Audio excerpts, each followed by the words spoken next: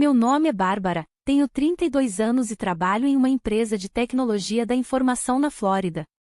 Meu dia começa às 6 da manhã. Deixo Megan, minha filha de 6 anos, na escola primária perto de casa e sigo para o escritório. Não é um trabalho glamouroso, mas eu o amo porque reconheço meu valor na paciência e consistência.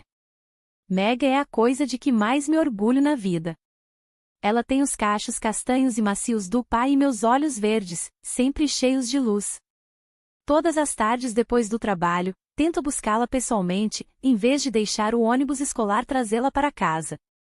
Aquele momento em que ela corre para mim de braços abertos, ansiosa para me mostrar um desenho ou uma nova canção da aula de música, é quando me sinto mais mãe. Meu marido, Joe, costumava ser o homem que eu acreditava ser minha alma gêmea. Ele trabalha com turismo, frequentemente viajando para supervisionar novos empreendimentos e hotéis. Joe costumava ser gentil, caloroso e determinado.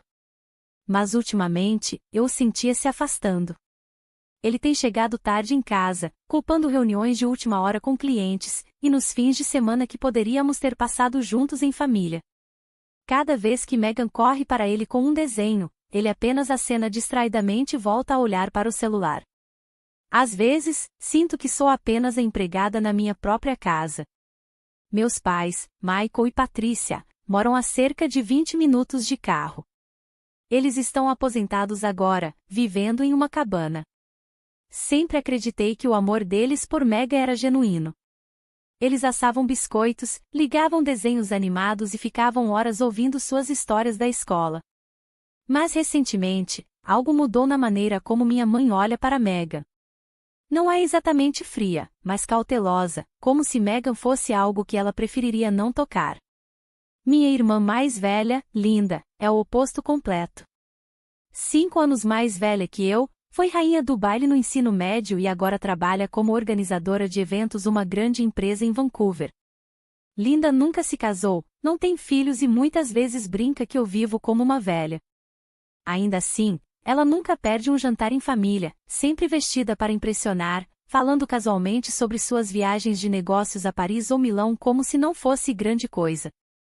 2 semanas atrás, no jantar, enquanto nos reuníamos em torno das costelas grelhadas do meu pai, Linda fez uma sugestão estranha. Você já pensou que Megan poderia se dar melhor em outro lugar, como Vancouver? Ótimas escolas particulares. Ela poderia ficar comigo por alguns meses. Olhei para ela, atônita. Do que você está falando? Ela tem apenas 6 anos e eu sou a mãe dela. Linda sorriu, mas não me aqueceu como antes. Estou apenas pensando no futuro dela. Você está ocupada, Joe está sempre viajando. Eu só quero ajudar. Não respondi. Mas naquela noite, deitada ao lado de Megan adormecida, um estranho mal-estar tomou conta de mim. As noites tardias de Joe, os olhares estranhos da minha mãe, as palavras de Linda eram como peças de um quebra-cabeça espalhadas, mas lentamente formando uma imagem que eu não queria ver. Na manhã seguinte, enquanto eu lavava o cabelo de Megan no banheiro, ela olhou para mim e perguntou: Mamãe, se um dia eu não morar mais com você, você vai ficar triste? Meu coração parou. Quem te disse isso? Perguntei, tentando manter a calma. A neta da amiga da vovó disse que eu vou para uma escola longe e morar com alguém chamado Ellie. Ela não terminou, mas eu já sabia o nome, Linda. O que eu não sabia era que este era apenas o começo de algo maior, um plano que estava em andamento há algum tempo, um plano onde Megan era a peça central. 3 dias depois que Megan fez aquela pergunta estranha, Joe chegou em casa depois das 10 da noite.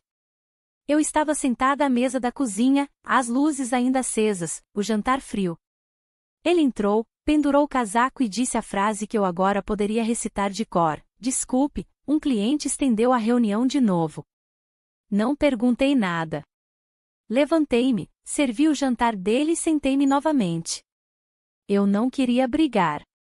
Não por fraqueza, mas porque às vezes o silêncio é a única maneira de ouvir o que as pessoas estão escondendo. Joe comeu sem dizer uma palavra, os olhos grudados no celular.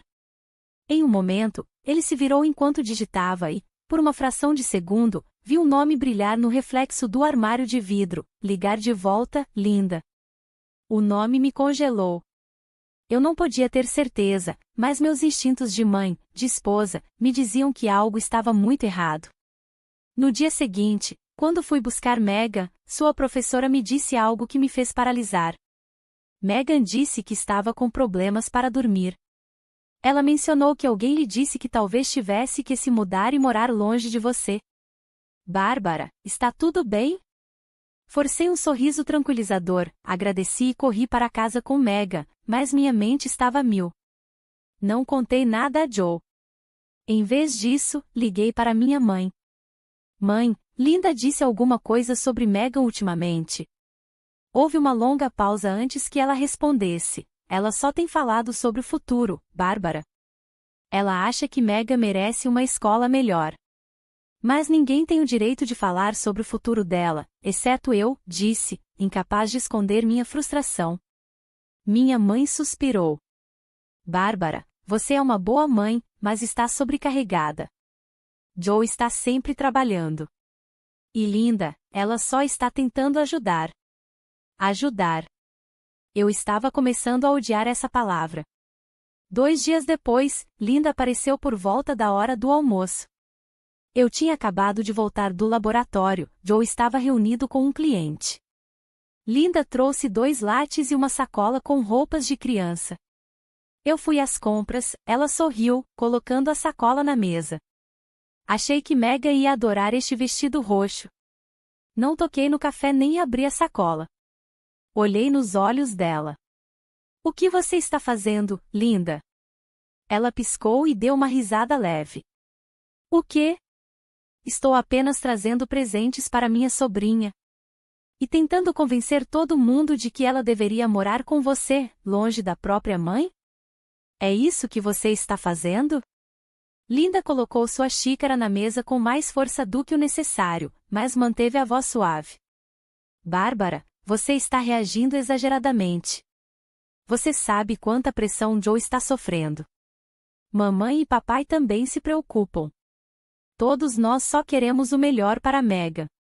O melhor é que ela fique com a mãe dela. Um sorriso torto surgiu no rosto de Linda. Não era a irmã que eu costumava conhecer. Aquele sorriso me arrepiou. Se você acha que ser mãe significa que você decide tudo, está enganada. Filhos não são propriedade. Naquela noite, encontrei um envelope fechado no bolso do casaco de Joe. Era de um escritório de advocacia em Vancouver. Dentro, documentos sobre consulta de custódia infantil e um rascunho de acordo para transferência temporária de guarda. Sentei-me sozinha na sala de estar. A casa estava tão silenciosa que eu podia ouvir o tic-tac do relógio. Apenas uma pergunta ecoava na minha cabeça: como eles estão planejando tirar minha filha de mim? Megan estava dormindo em seu quarto, agarrada ao seu coelhinho de pelúcia como sempre. Mas desta vez, eu não conseguia observá-la dormir calmamente como antes. Uma tempestade estava chegando. E não era de fora, mas das próprias pessoas que compartilhavam meu sangue.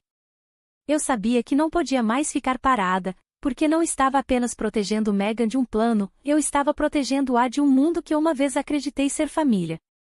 Naquele sábado, minha mãe ligou, a voz cheia de alegria. Bárbara, este fim de semana estamos planejando um piquenique no Parque Nacional de Crater. Não é muito longe, apenas cerca de 2 horas de carro. Vamos todos caminhar ao longo de um pequeno riacho e observar as folhas caírem. Megan vai adorar. Eu nem tive tempo de responder antes que ela acrescentasse: Linda também vai. Seu pai já preparou o almoço. Você só precisa se arrumar e preparar Megan. Parei por alguns segundos, sentindo algo estranho. Minha família nunca foi do tipo aventureiro ao ar livre, e eles definitivamente não planejavam passeios de última hora no outono frio. Mas então Megan pulou na cadeira, tendo ouvido a conversa, e gritou: Mamãe, mamãe, eu quero ir. Vou levar minha lupa. Talvez eu encontre uma folha vermelha rara. Sorri e acariciei sua cabeça. Como eu poderia dizer não quando seus olhos brilhavam daquele jeito?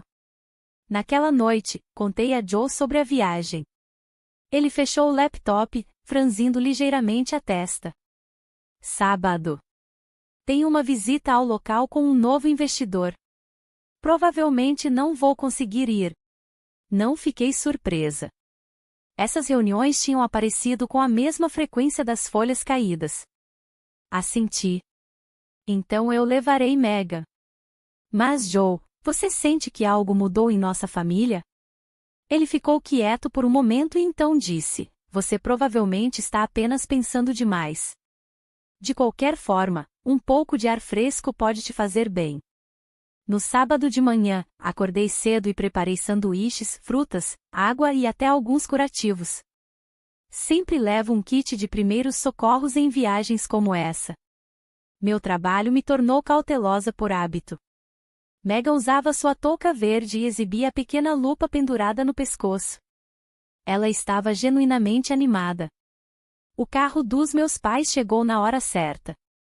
Papai estava dirigindo, mamãe no banco do passageiro e Linda atrás, ao lado de Megan e eu.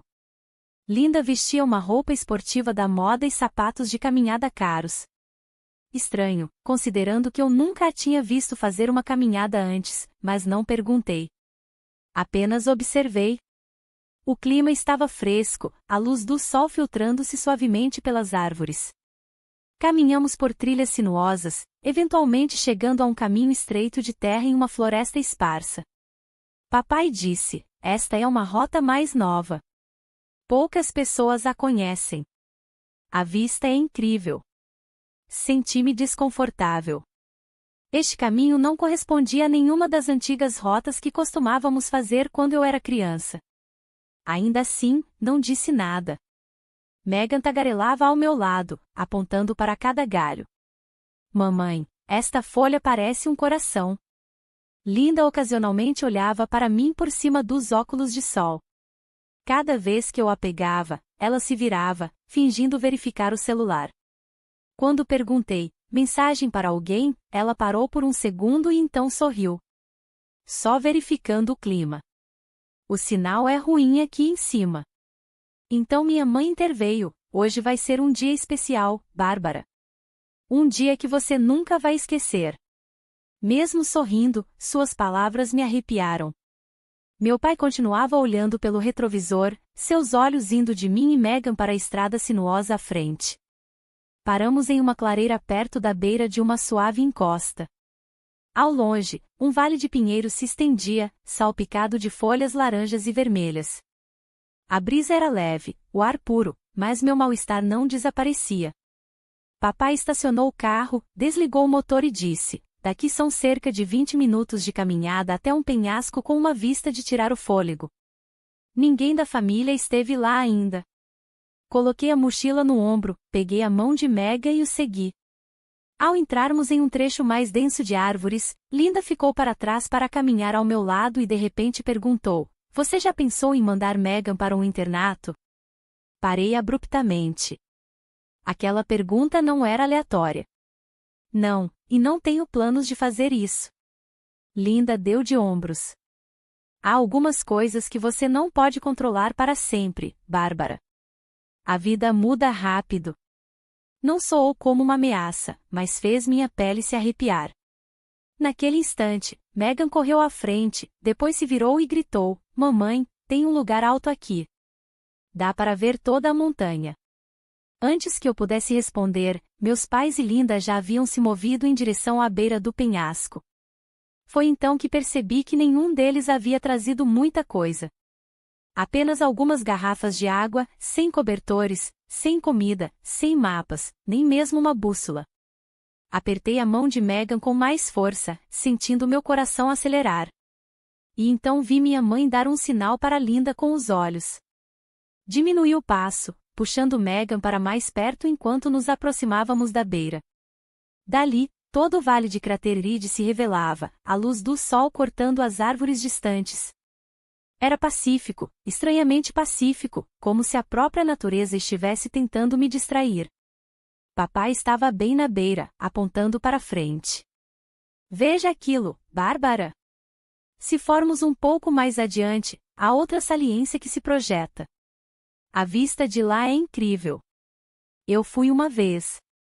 Assenti levemente, mas meus olhos nunca deixaram a mão de mamãe, apertada em sua mochila quase vazia. Linda se aproximou, então colocou a mão no meu ombro, dando um leve aperto. Já se perguntou se a vida poderia ser mais fácil, Bárbara? Virei-me para ela, meus olhos cheios de suspeita. Do que você está falando? Ela não respondeu imediatamente, apenas sorriu. E aquele sorriso, antes familiar, agora não continha nada de caloroso. Então, de repente, ela agarrou meu braço. Recuei instintivamente, puxando Megan para trás. Tire a mão de mim, linda. Bárbara, eu preciso te mostrar uma coisa. Só por um segundo. Antes que ela pudesse terminar, meu pai se aproximou de Megan. Ela olhou para cima e sorriu. Vovô, você viu a águia? Claro, querida. Vem aqui, eu vou te mostrar. Ele se abaixou, pegou-a nos braços e começou a caminhar em direção à beira. Tudo aconteceu em segundos, mas para mim pareceu que o tempo parou. Eu gritei, pare. Ponha ela no chão. Mas antes que eu pudesse avançar, minha mãe me empurrou com força por trás. A força me fez cambalear, meu pé escorregando no chão irregular. Quase perdi o equilíbrio, minhas mãos se agitando até que uma conseguiu agarrar um pequeno galho que crescia na beira do penhasco. Linda se aproximou, seu rosto frio como gelo. Sua voz baixou, sinto muito, Bárbara, mas isso é necessário. Vai acabar rápido. Lutei para me manter de pé, o coração batendo forte, meus olhos fixos em Megan se contorcendo nos braços do meu pai. Papai, ela é sua neta. Mas ele não hesitou. Na verdade, sua expressão estava calma. Assustadoramente calma. Ela não vai se lembrar de nada disso. Vai acabar logo, Bárbara. Para vocês duas. O pânico explodiu em meu peito. Eu não precisava de mais provas. Não era um acidente encenado. Era um plano, uma trama cuidadosamente orquestrada, com Megan e eu como alvos. Em uma fração de segundo, joguei-me para frente, arremessando meu corpo no ar. Quando minhas mãos alcançaram as perninhas penduradas de Megan, puxei-a para mim com cada grama de força que me restava. Meu pai perdeu o equilíbrio, cambaleou, e eu perdi completamente o controle. Depois disso, tudo foi vento rugindo nos meus ouvidos e o céu azul girando. Enrolei meus braços firmemente em volta de Megan, curvando meu corpo sobre o dela como um escudo vivo. Ela gritou ao vento, mamãe? Eu não respondi. Apenas a abracei forte, como se de alguma forma o amor de uma mãe pudesse retardar a queda. Batemos em galhos de árvores, chocamos contra rochas irregulares. A dor explodiu no meu ombro, nas minhas costas, nas minhas pernas. Eu não conseguia identificar onde estava ferida. Só sabia que ainda tinha Megan em meus braços. Quando finalmente aterrissamos na terra úmida no sopé do penhasco, senti sangue escorrendo da minha testa para os meus olhos, embaçando tudo. Mas Megan ainda estava em meus braços. Seu pequeno corpo tremia. Mas ela estava viva. Sussurrei, mal audível, você está bem, Megan? Mamãe, estou com medo. Não consegui dizer mais nada. A escuridão me envolveu. Mas eu sabia que tinha que ficar acordada. Eu tinha que sobreviver, porque eu não era apenas uma mãe. Eu era a única âncora que restava para Megan neste mundo. Eles não puderam me impedir de cair, mas eu não os deixaria enterrar a verdade. A dor gritava pelo meu corpo, prendendo-me no lugar. Meu olho esquerdo estava inchado e fechado, minha cabeça girava. Meu pulso esquerdo parecia quebrado e eu não sentia minha perna direita. O cheiro de sangue misturado com terra úmida enchia meu nariz. Eu ainda estava ninando Megan, sua respiração fraca e quente contra meu pescoço. Lentamente abri meus olhos, tomando cuidado para não me mover muito. Árvores pairavam sobre nós, seus galhos filtrando uma luz pálida. O ar estava estranhamente silencioso. Engoli em seco e virei a cabeça. Megan estava olhando para mim, os olhos cheios de lágrimas. Ela sussurrou, a voz tensa, mamãe, nós vamos morrer? Balancei a cabeça, mesmo que o movimento enviasse uma pontada de dor pelo meu ombro. Não. Eu estou aqui com você e nós vamos viver. Megan tremeu, então enterrou o rosto no meu peito. Ficamos imóveis assim por um tempo, até que ouvi vozes fracas acima de nós, sussurros do topo do penhasco. Você vê alguma coisa? A voz da minha mãe. Não, não se mexem, meu pai respondeu monotonamente. Bom. Ninguém vem aqui. Ninguém vai encontrá-las. A voz de Linda soou aliviada, mas também estranhamente insegura. Rapidamente pressionei minha mão sobre a boca de Mega, sinalizando para que ela ficasse quieta. Ela assentiu imediatamente, enfiando o rosto na minha camisa. Vamos. Se estiverem vivas, não vão sair daqui de qualquer maneira, acrescentou minha mãe. Prendi a respiração, o coração batendo forte enquanto seus passos desapareciam na distância. Quando tive certeza de que tinham ido embora, afrouxei a mão. Megan olhou para mim e sussurrou, mamãe, e se eles voltarem e descobrirem que estamos vivas? Talvez devêssemos fingir que não estamos. Olhei para ela, sem palavras. Ela tinha apenas 6 anos. No entanto, de alguma forma, ela entendia o quão perigoso isso era. Assenti lentamente. Sim, vamos ficar quietas por mais um pouco. Certo? Ela assentiu.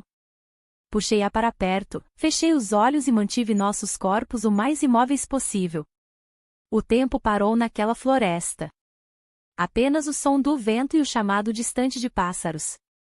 Ouvi cada batida de seu pequeno coração ao lado do meu, enquanto a raiva lentamente se espalhava pelas minhas veias. Não pela queda, mas pela traição. Meus pais, Linda, o homem que eu uma vez amei. Todos eles haviam unido forças para planejar isso, para nos eliminar como se fossemos apenas obstáculos. Depois de um tempo, Mega levantou a cabeça. Seus olhos estavam marejados, mas claros. Mamãe, acho que sei o que eles estão fazendo. O que você quer dizer, Mega? Sussurrei de volta. Eu ouvi a tia Linda conversando com o papai quando eu estava brincando de esconde-esconde no jardim. Eu estava escondida atrás das roseiras. Ela disse, vai acabar logo. Só precisamos que a Bárbara concorde com o piquenique. Papai disse, apenas faça o que planejamos. O dinheiro do seguro está chegando. Congelei. Senti como se alguém tivesse me socado no peito. Eles não apenas queriam que nós desaparecêssemos. Eles contavam com o seguro de vida. Eu não te contei antes porque pensei que eles estavam brincando. Sinto muito. Abracei-a forte, forçando minha voz a permanecer firme. Está tudo bem, Mega. Você foi muito corajosa. Estou orgulhosa de você. Verifiquei a mochila. A maioria dos nossos suprimentos havia voado durante a queda, mas felizmente ainda havia uma toalha seca e uma garrafa de água.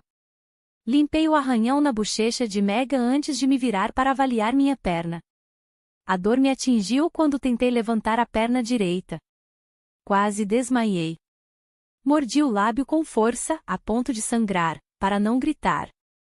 Parecia quebrada. Meu pulso esquerdo estava muito inchado, quase inutilizável. Mas eu ainda tinha minha mão direita, minha mente. E eu tinha Mega. Precisávamos de resgate. Mas meu celular, se tivesse sobrevivido, provavelmente estava quebrado ou perdido em algum lugar da encosta íngreme. Virei-me para Mega. Eu não consigo andar rápido, mas você consegue. Talvez você consiga encontrar o caminho de volta, mas só se for realmente seguro, ok? Megan balançou a cabeça imediatamente, os olhos cheios de lágrimas. Não. Eu não vou te deixar sozinha. Sorri levemente, meu rosto pálido de dor. Então vamos juntas. Aos poucos, eu vou me apoiar em você e nós vamos sair daqui juntas. Megan assentiu firmemente. Quebrei um galho para usar como muleta, apoiando-me nele e na minha filha enquanto começávamos a nos afastar do perigo centímetro por centímetro. Cada passo era uma agonia. Mas eu não parei, porque sabia que, uma vez que saíssemos vivas, a verdade viria à tona. E desta vez, ninguém, nem mesmo a família, seria capaz de esconder o que fizeram. Megan e eu caminhamos pela floresta por 3 horas. Cada passo era uma batalha entre a dor lancinante e a vontade de sobreviver. Houve momentos em que quis desabar ali mesmo e deixar tudo acabar. Mas toda vez que Megan segurava minha mão e sussurrava, "Mamãe, estamos quase saindo", eu apertava sua mão com mais força e continuava. No final da tarde, tivemos a sorte de encontrar um casal de idosos acampando perto de um pequeno riacho. A mulher, Senhora Mary, quase pulou ao me ver coberta de sangue e mancando, enquanto Megan caiu no chão completamente exausta. "Você pode me ouvir?", perguntou o homem. Abri a boca, mas as palavras ficaram presas na minha garganta. Eu não consigo falar. Depois disso, tudo se tornou uma névoa. Mal me lembro do som das sirenes ficando mais altas, da pequena mão de Megan apertada na minha. 3 dias se passaram antes que eu recuperasse a consciência em um quarto de hospital. Meu braço estava engessado, minha perna apoiada em travesseiros e camadas de bandagens cobriam os cortes e hematomas por todo o meu corpo. Megan estava encolhida em uma cadeira ao meu lado, dormindo, seus cabelos emaranhados caindo sobre o rosto que eu mais amava. Um homem em roupas civis estava sentado silenciosamente ao lado da minha cama. Ele tinha calma, mas firme, postura de alguém acostumado a conversas difíceis. Embora sua expressão fosse séria, seus olhos transmitiam uma bondade discreta. Ele se apresentou como Detetive Dawson, do Departamento de Polícia do Condado de Oakfield, e gentilmente explicou que precisava me fazer algumas perguntas sobre o que havia acontecido. Apesar da dor, assenti e comecei a relatar tudo, nosso passeio em família, o comportamento estranho de Linda e a queda terrível que quase tirou minha vida. Falei devagar, mas claramente, determinada a não omitir nada. Quando cheguei à parte em que Megan ouviu Joe e Linda conversando, vi Dawson parar, rabiscando rapidamente em seu caderno. "Sua filha se lembrou da conversa claramente?" Assenti. "Ela é incrivelmente esperta e eu confio em tudo que ela me disse." Ele recostou-se ligeiramente e disse, "Já começamos a revisar os registros financeiros de seu marido e há algo que você precisa saber." Ele alcançou sua pasta e puxou um arquivo, abrindo-o em uma página destacada. 4 meses atrás, Joe atualizou sua apólice de seguro de vida. Ele aumentou para $5 milhões, afirmando que era para proteção familiar em caso de emergência. Ele se listou como o único beneficiário. Um calafrio percorreu minha espinha. $5 milhões. Ele assentiu gravemente. E a testemunha que assinou a alteração, sua irmã, Linda Simpson. Meu coração acelerou, minha cabeça girando com a realização. Então eles estavam nisso juntos. Joe e Linda. Infelizmente, vai mais fundo, Dawson interrompeu. Rastreamos uma transferência bancária de sua mãe para Joe, feita apenas uma semana antes do incidente. A linha de memorando dizia, pagamento final pelo plano, no valor de $500 mil. Minha respiração ficou presa na garganta. Meus pais, eles também faziam parte disso? Dawson não desviou o olhar. Sinto muito, Bárbara. Todos os sinais apontam para uma conspiração envolvendo seu marido, sua irmã e seus pais. As mensagens que encontramos sugerem que eles estavam coordenando este plano há mais de 6 meses, provavelmente com a intenção de silenciar você e sua filha. As paredes ao meu redor pareciam se fechar.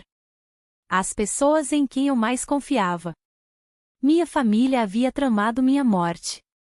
Depois de um momento, Dawson continuou, emitimos mandados de prisão para Joe e Linda imediatamente após sua declaração.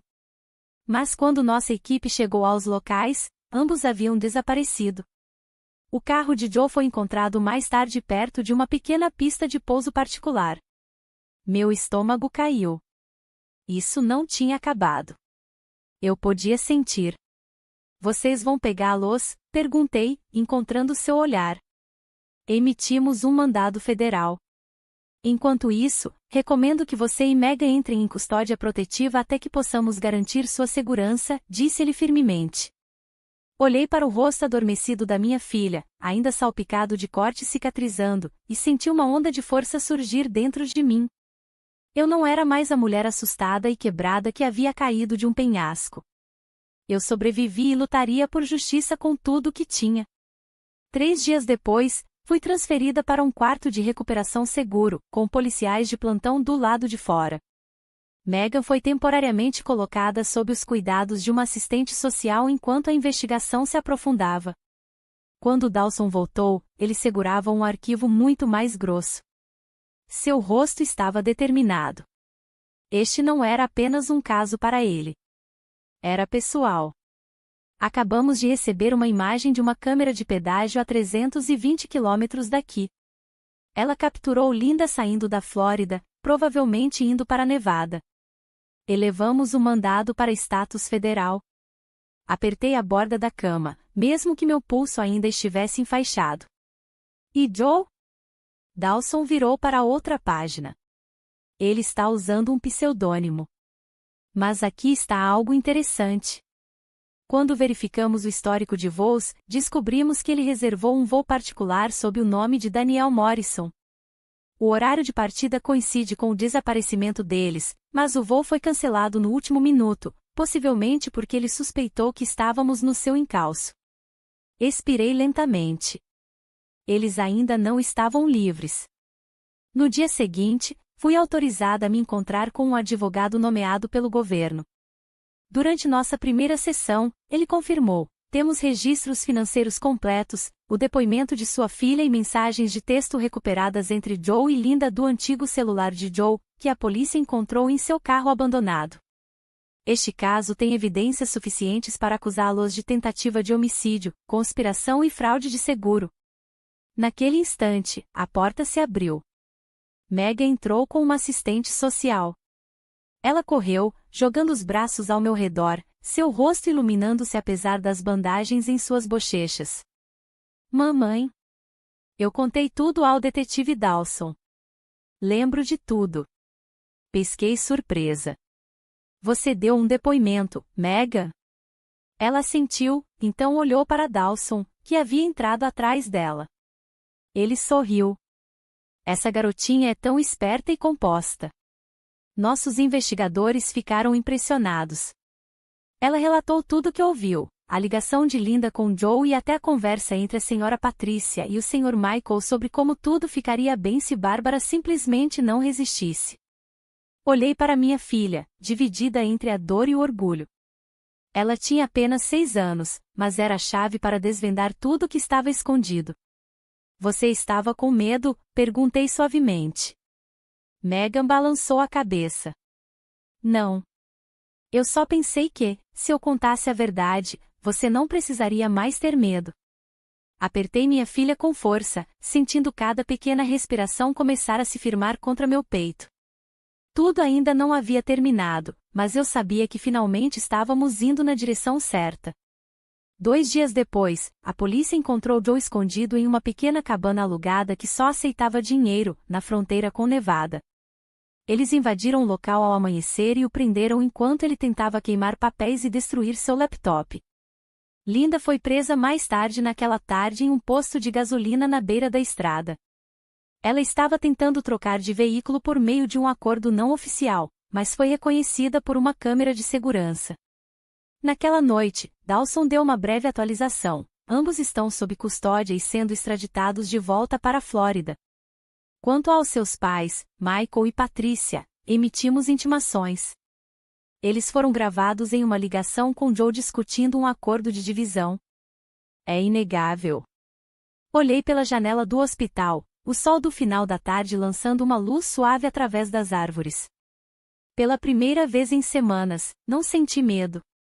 3 dias depois, recebemos alta oficial, mas a polícia aconselhou que Megan e eu nos mudássemos para uma residência segura de proteção a testemunhas até o julgamento. Em uma coletiva de imprensa fechada, a polícia confirmou que as evidências confirmavam que este era um plano de assassinato coordenado para obter um pagamento de seguro de vida de $3 milhões. A menina de 6 anos não era apenas a única testemunha sobrevivente, mas a chave para desvendar todo o plano.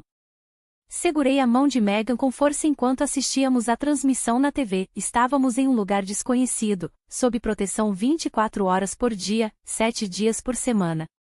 Mas pela primeira vez, não me senti sozinha, porque agora a verdade estava finalmente do nosso lado. 8 meses depois que Megan e eu sobrevivemos à queda em Crater Ridge, o julgamento de Joe, Linda e meus pais começou oficialmente no tribunal do condado de Oakfield. Toda a pequena cidade fervilhava de descrença.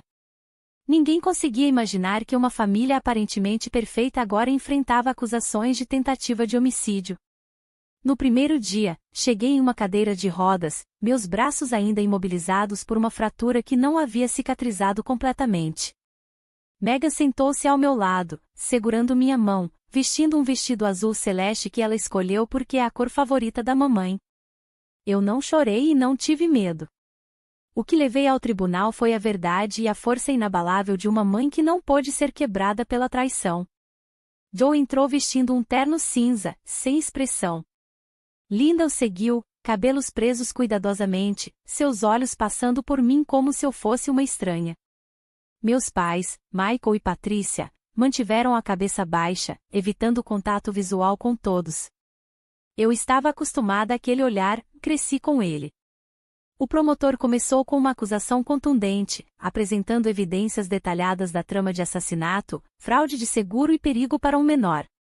Cada fato cortava como uma faca, mas eu permaneci calma.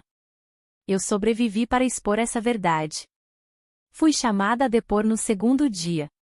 O tribunal estava em silêncio enquanto eu relatava tudo, a viagem, a queda, a dor insuportável e a traição imperdoável.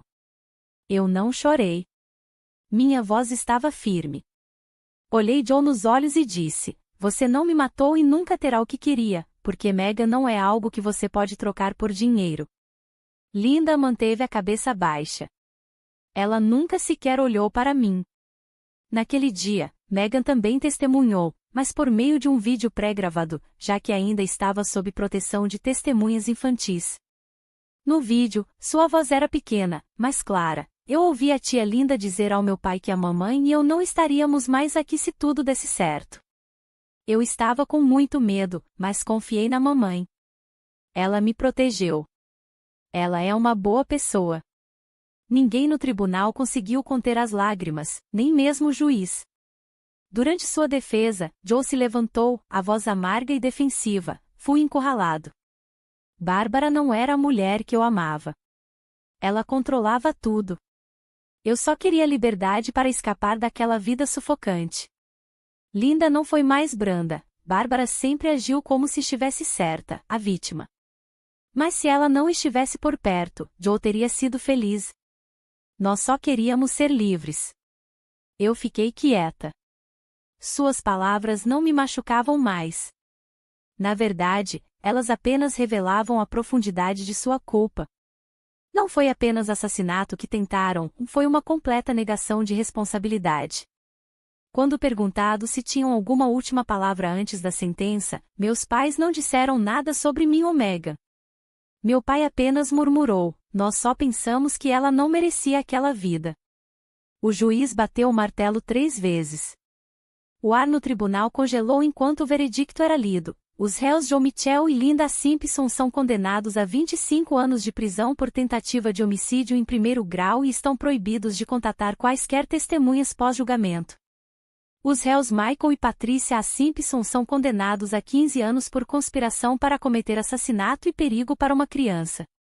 Fechei os olhos e soltei um suspiro que senti ter prendido a vida toda. Eu não estava feliz, não estava triste. Apenas aliviada. A justiça finalmente havia pronunciado os nomes das pessoas que uma vez me chamaram de filha. Após o julgamento, dezenas de estranhos se aproximaram de mim e Megan, ex-vizinhos, velhos amigos, até pessoas que eu nunca tinha conhecido, nos abraçando, oferecendo palavras de apoio, dizendo, você sobreviveu por todos aqueles que tiveram medo de falar. Eu não disse uma palavra. Apenas me inclinei, abracei Megan forte e sussurrei em seu ouvido, nós conseguimos, Megan. Agora é hora de começar a viver de verdade. Após o julgamento, Megan e eu não voltamos para nossa antiga casa na Flórida. A polícia nos aconselhou a permanecer sob proteção de testemunhas até que todas as ameaças fossem eliminadas. Mas eu pedi uma transferência para um lugar distante, um lugar sem memórias, um lugar onde ninguém soubesse nossos nomes, um lugar onde Megan pudesse recomeçar. Com a ajuda do meu advogado e de um grupo de apoio a sobreviventes de violência doméstica, reconectei-me com uma velha amiga, Lucy, uma colega de ensino médio com quem não falava há quase 10 anos. Quando ela ouviu o que havia acontecido, não pediu detalhes. Ela apenas disse ao telefone: venha para cá. Fique o tempo que precisar. Evergreen Valley, Colorado, nos recebeu em uma manhã de primavera. A neve não havia derretido completamente, mas novos brotos já surgiam da terra. Lucy morava com o marido e 2 filhos pequenos em uma cabana na beira da floresta, a cerca de 15 minutos de carro da cidade. O ar era pacífico, estranhamente silencioso, e pela primeira vez em anos, vi Megan dormir a noite toda sem acordar. Comecei a trabalhar meio período em uma pequena startup da Dona Elisa. Ela era uma mulher mais velha, severa, mas compassiva. Durante nossa primeira reunião, ela olhou para mim por um longo momento e então disse: não preciso saber do seu passado, mas vejo a cautela em seus olhos, e é isso que os pacientes precisam. Se você estiver disposta, tenho um emprego aqui. Assenti, incapaz de esconder minha gratidão. O trabalho não era muito, mas me deu ritmo novamente. O som dos monitores de pressão arterial, o clique das gavetas, o cheiro de antisséptico. Essas coisas me devolveram uma sensação de controle depois de tanto tempo afogada no caos. Megan foi matriculada em uma pequena escola primária na mesma rua da casa de Lucy. No início, ela era tímida, quieta, muitas vezes sentada sozinha durante o recreio. Mas algumas semanas depois, sua professora me ligou e disse: hoje, Megan desenhou um retrato de sua família. Era uma menina de mãos dadas com uma mulher em pé sob o sol. Quando perguntei, ela disse: somos eu e minha mãe, porque caminhamos por uma noite muito escura. Fiquei em silêncio por um longo momento, meus olhos ardendo. Então eu simplesmente disse: obrigada por me contar. Megan e eu começamos a consultar uma terapeuta especializada em traumas uma vez por semana. O nome dela era Doutora Anna Young, especialista em trabalhar com sobreviventes. Ela não fazia perguntas diretas. Em vez disso, deixava Megan desenhar, brincar com areia e descrever seus sonhos com as palavras mais simples. Para mim, ela apenas disse: não se force a perdoar. Concentre-se na única coisa que vale a pena manter, a sobrevivência. Semana após semana, observei Megan começar a sorrir mais. Ela começou a me contar histórias da aula sobre como Jake derramou leite na camisa e não chorou, ou como a professora lia livros com uma voz engraçada. Coisas simples, pequenas coisas. Mas para mim, eram a prova de que ela estava voltando a ser criança.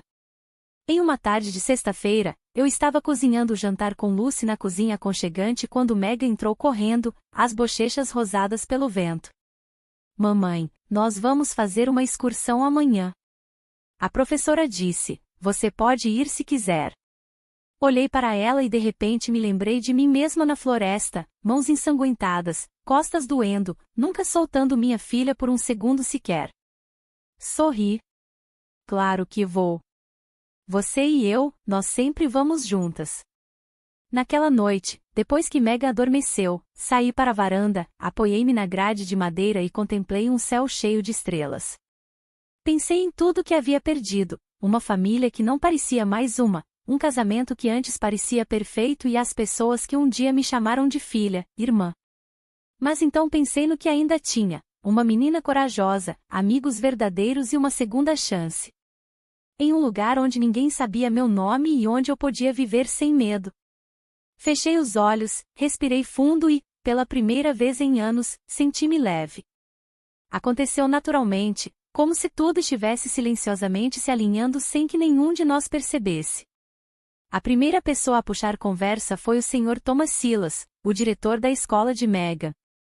Eu o conheci durante uma reunião de pais e mestres cerca de 3 meses depois que Megan começou a estudar em Evergreen Valley. Thomas era alto, com cabelos grisalhos e olhos gentis por trás de óculos de aro fino.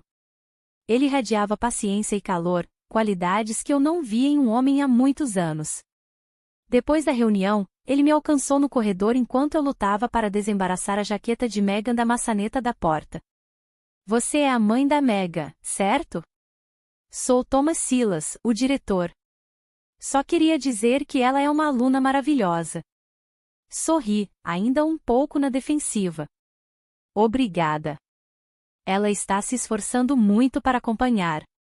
Ele olhou para mim por um momento e então disse gentilmente: Você não precisa explicar nada aqui. Não nos importamos com o passado de ninguém. Tudo o que nos importa é que hoje Megan sorriu no parquinho. Depois daquele dia, vi o Sr. Thomas com mais frequência ao buscar Megan. No início, trocávamos breves cumprimentos. Então nossas conversas se tornaram mais longas, mais profundas. Contei a ele sobre meu trabalho na startup, sobre Megan e nossa jornada. Ele me contou sobre seus anos ensinando matemática antes de se tornar diretor e por que escolheu ficar em uma cidade pequena em vez de se mudar para a cidade. Thomas nunca perguntou sobre as cicatrizes em meus braços ou por que Megan às vezes acordava gritando à noite. Ele apenas ouvia quando eu estava pronta para falar e ficava em silêncio quando eu precisava de espaço para curar. O 8º aniversário de Megan chegou em um dia de neve suave. Eu havia planejado uma pequena reunião no quintal de Lucy, mas Lucy secretamente convidou vizinhos, meus colegas de trabalho e até o Sr. Thomas e alguns professores da escola. Megan usava um vestido verde claro. Ela correu pelo quintal entre risos, balões, bolo e caixas de presente coloridas. Seu rosto brilhava como a luz do sol de inverno. Fiquei na cozinha observando pela janela enquanto Thomas se ajoelhava para ajudar Megan a amarrar o cachecol que escorregava do pescoço. Ambos estavam rindo. E pela primeira vez na vida, não me senti deixada para trás.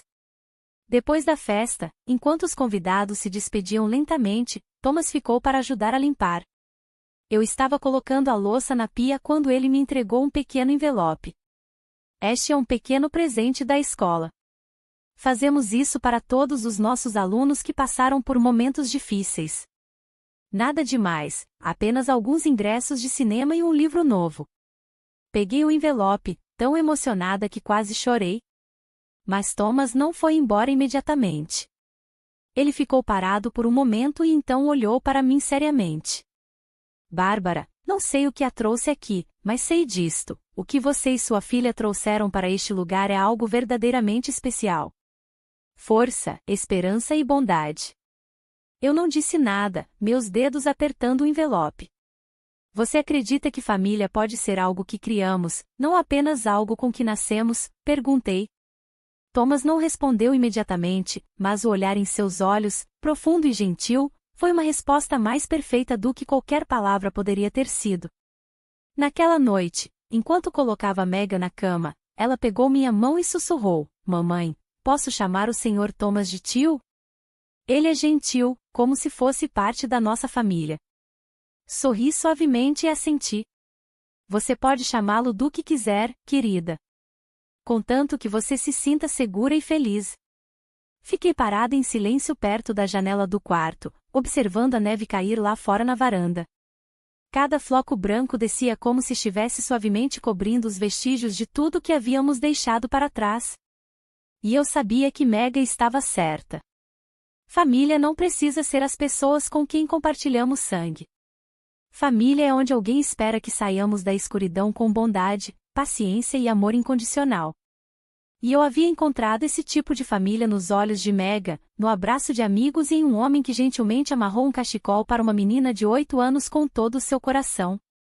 Bárbara e Megan passaram por apuros e por situações inimagináveis, mas no final a justiça foi feita, mesmo que não apague o trauma que elas passaram. Não importa ser do mesmo sangue, porque no final, família é aquele que decidimos amar e cuidar. O que você achou da história da Bárbara? O que teria feito no lugar dela? Conte nos comentários. Se você gostou da história da Bárbara, por favor curta e compartilhe esse vídeo e se inscreva no canal para mais histórias surpreendentes.